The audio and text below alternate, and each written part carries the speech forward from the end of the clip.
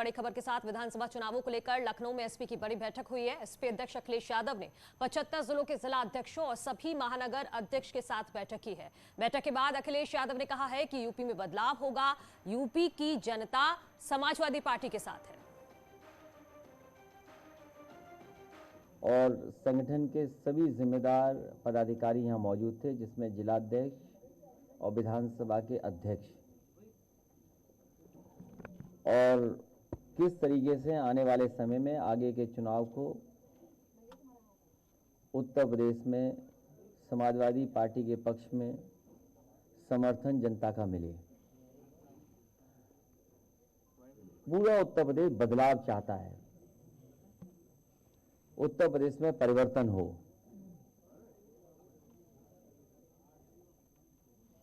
उत्तर प्रदेश की जनता समाजवादियों की ओर देख रही है। समाजवादी पार्टी का लगातार प्रयास रहा है कि लोगों को जोड़ा जाए। पार्टी के प्रयास रहा कि जो क्षेत्रीय और छोटे दल हैं उनको भी जोड़ करके उत्तर प्रदेश की जनता को एक नई सरकार देने का काम करें। अब योजना की लागत बढ़ा दो। जब लागत बढ़ जाएगी तो वही कार्य दिखेगा परसेंटेज में कि इतना कम हुआ है। तो कम से कम अगर ये बताया है भारतीय जनता पार्टी की सरकार में कि उन्होंने काम पूरा किया है, तो ये भी बताते जाते कि 12 से 17 में समाजी सरकार में कितना काम हुआ। तमिल फिल्म निर्माता अली अकबर ने अपनी पत्नी के साथ हिंदू धर्म अपनाने का फैसला किया है। दरअसल जनरल बिपिन रावत के निधन के बाद कई लोगों ने सोशल मीडिया पर चल रही उनकी फोटोज पर स्माइली इमोटिकॉन का इस्तेमाल किया था। इसी से आहत होकर अली अकबर ने इस्लाम छोड़ने का फैसला किया है। खबरों के मुताबिक अकबर का कहना है कि इस्लाम के शीर्ष नेताओं ने भी बहादुर सैन्य अधिकारी को अपमानित करने वाले ऐसे राष्ट्र विरोधियों का विरोध नहीं किया। अकबर का यह भी कहना है कि उनका इस्लाम धर्म से भरोसा उठ गया है। उन्होंने बुधवार को एक वीडियो फेसबुक पर भी साझा किया, जिसमें उन्होंने कहा कि आज मैं जन्म से मिले हुए पहनावे को उतारकर फेंक रहा हूं। आज से मैं मुस्लिम नहीं हूं, मैं एक भारतीय हूं। मेरा यह जवाब उन लोगों के लिए है जिन्होंने भारत के खिलाफ हजारों स्माइलिंग इमोटिकॉन्स पोस्ट की है। എനിക്ക് കിട്ടിയ ഒരു ഉടുപ്പ് ഞാൻ ഇന്ന് വലിച്ചെറിയുകയാണ്.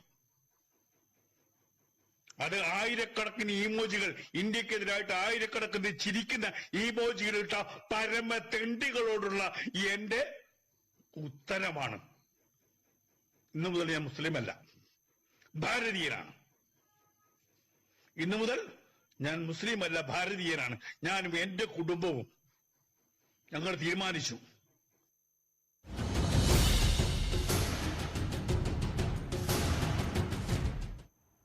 बीजेपी के राष्ट्रीय अध्यक्ष जेपी नड्डा मेरठ पहुंच चुके हैं। जेपी नड्डा ने बूथ अध्यक्षों को संबोधित किया। कार्यक्रम बीजेपी प्रदेश अध्यक्ष स्वतंत्र देव सिंह और डिप्टी सीएम दिनेश शर्मा भी पहुंच चुके हैं। करीब 14 जिलों से 25,000 से ज्यादा बूथ अध्यक्ष मेरठ पहुंचे हैं। मिशन 2022 को लेकर बीजेपी हर हाल में वेस्ट यूपी जीतना चाहती है। जेपी नड्डा आज एक दिन में यहां पर 4 बैठक करने वाले हैं। मुझे पूरा विश्वास है कि कल आने वाले समय में मेरा सामने बैठा हुआ बूथ का कार्यकर्ता भी पार्टी को नेतृत्व देने के लिए कल वह भी वहां से उठ करके यहां आएगा। ये संभव है तो सिर्फ भारतीय जनता पार्टी में संभव। बाकी पार्टियों में आपको किसी न किसी के बेटा होना आवश्यक है, आपको किसी न किसी का भतीजा होना आवश्यक है, आपको किसी न किसी का चाचा होना आवश्यक है। और आजकल तो वंशवाद इतना मजबूत हो गया है कि पार्टी के नेता अपने चाचा को भी बख्शने के लिए तैयार नहीं है, उनको भी तैयार है छोड़ने के लिए। यह स्थिति आकर के खड़ी है। सारी पार्टियां मित्रों, ऊपर जम्मू कश्मीर से शुरू करो, नेशनल कॉन्फ्रेंस पीडीपी से हरियाणा में आओ, हरियाणा से नीचे उतर जाओ और नीचे आप चलते चले जाओ साउथ तक, महाराष्ट्र में चले जाओ, बंगाल में चले जाओ, बिहार में चले जाओ। सब जगह पार्टियां क्षेत्रीय पार्टियां बन चुकी हैं और क्षेत्रीय पार्टियों के साथ साथ परिवार राष्ट्रवाद की पार्टियां बन चुकी हैं। आगे बढ़ते हैं। देहरादून की इंडियन मिलिट्री एकेडमी यानी आईएमए ने शनिवार को 300 से ज्यादा अफसर भारतीय सेना को दिए। जनरल बिपिन रावत के दुनिया से जाने के बाद आईएमए के माहौल में भारीपन साफ महसूस हो रहा था। General Rawat added to the glory of the IMA, which is an institution with an inspiring tradition.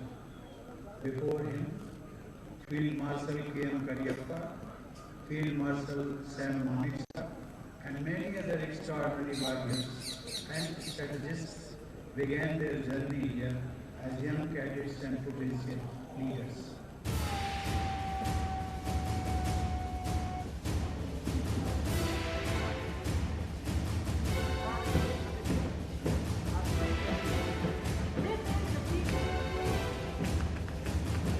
भारतीय सैन्य अकादमी यानी आईएमए में पासिंग आउट परेड सादगी से आयोजित की गई।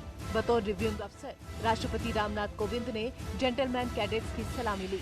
आईएमए ने इस साल पासिंग आउट परेड में राष्ट्रपति के अलावा जनरल बिपिन रावत को भी आमंत्रित किया था और परेड की धूमधाम से तैयारी भी की गई थी। लेकिन जनरल बिपिन रावत के जाने के बाद पासिंग आउट परेड एक सादे समारोह में तब्दील हो गई।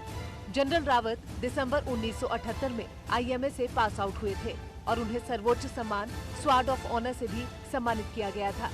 सादे समारोह में शनिवार को हुई परेड के बाद भारतीय सेना को 319 अफसर मिले।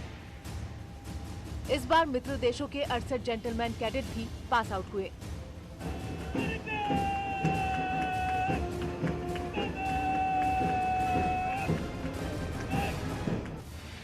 देश को 319 युवा सैन्य अधिकारी मिले, जिसमें यूपी के 43, उत्तराखंड से 42, दिल्ली के 11, हरियाणा से 34, हिमाचल के 13, जम्मू कश्मीर के 11, बिहार के 26, झारखंड के 4 कैडेट पासिंग आउट परेड में शामिल हुए। जिस तरीके से मनाया जाता है उस तरीके से स्वाभाविक इस बार नहीं हुआ है, क्योंकि जो हमारे पहले सीडीएस हैं जनरल विपिन रावत, उनका जो दुर्घटना हुई है कनूर में, उससे हम सब दुखी हैं। इस वजह से जो हम ट्रेडिशनली मनाते हैं वैसे नहीं मनाया गया, बहुत पॉम्प एंड शो के तरीके से नहीं मनाया गया। वहीं राष्ट्रपति रामनाथ कोविंद बतौर निरीक्षण अधिकारी परेड की सलामी लेने पहुंचे और अपने संबोधन में उन्होंने सबसे पहले सीडीएस और अन्य अधिकारियों को श्रद्धांजलि दी। इस मौके पर सीएम, गवर्नर, मुख्य सचिव भी मौजूद रहे। अनमोल गुरुंग को स्वॉर्ड ऑफ ऑनर से सम्मानित किया गया। इसके साथ ही अनमोल गुरुंग को गोल्ड मेडल मिला, तुषार सप्रा को सिल्वर और आयुष रंजन को ब्रोंज मेडल मिला। इस बार स्वर्णिम विजय वर्ष पर बांग्लादेश मेडल की शुरुआत हुई। भूटान के कैडेट सांगई फेंडन को ये मेडल मिला। 1971 युद्ध के 50 साल पूरे होने पर पहली बार विदेशी कैडेट को ये मेडल दिया गया।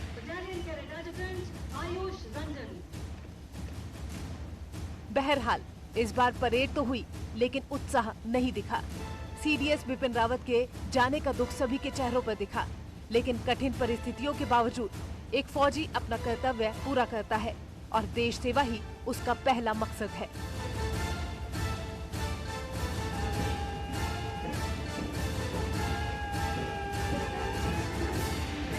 देश सेवा के लिए आईएमए की तरफ से 387 जेंटलमैन कैडेट्स आज पास आउट हो गए हैं। पुष्प वर्षा हालांकि यहाँ पर नहीं हुई जो जेंटलमैन कैडेट्स के ऊपर की जाती है, और इसमें बड़ी वजह रही है कुन्नूर हेलीकॉप्टर क्रैश मामले में जो शहीद यहाँ पर हुए हैं अधिकारी, उनकी वजह से सीडीएस के निधन के चलते ये फैसला यहाँ पर लिया गया है।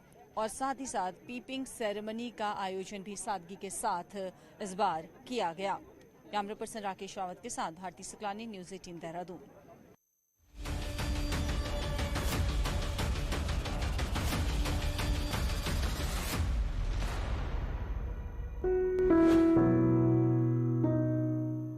अब बात संजीवनी की। टीका लगवाने को लेकर लोगों की झिझक दूर करने के लिए समुदाय के साथ बेहद ही जरूरी है।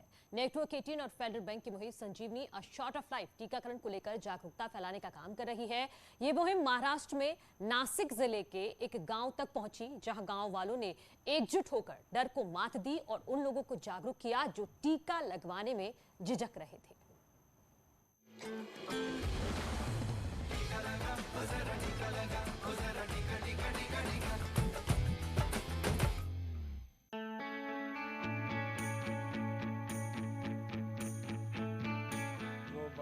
थे वो उनके खेत जो मजदूर थे उनके मजदूर के मालिक को संपर्क किया का वो तुम्हारे पास कुछ लाने के लिए बाइक है क्या, उनको फ़ोन पे संपर्क किया तो जिनके पास बाइक की सुविधा थी उसने हमारे गांव तक पहुंचाया। जिनके पास बाइक की सुविधा नहीं थी हमारे गांव वालों ने उधर जो गांव में लोग रहते थे उधर गाड़ी भेजवा के उधर से गांव तक लाया।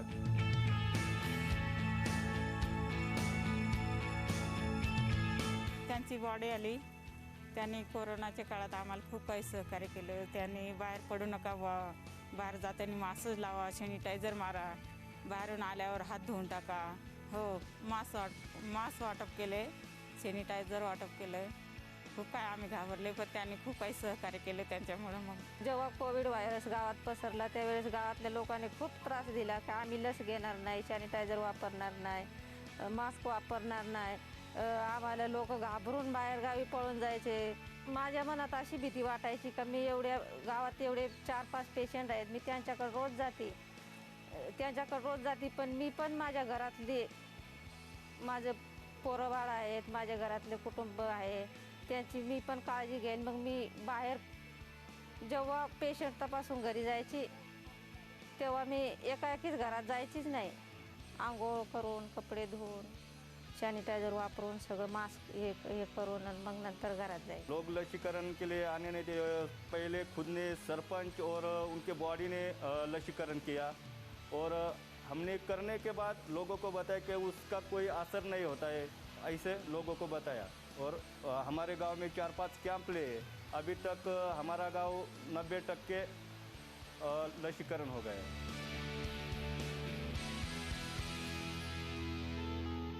जब अपनी बारी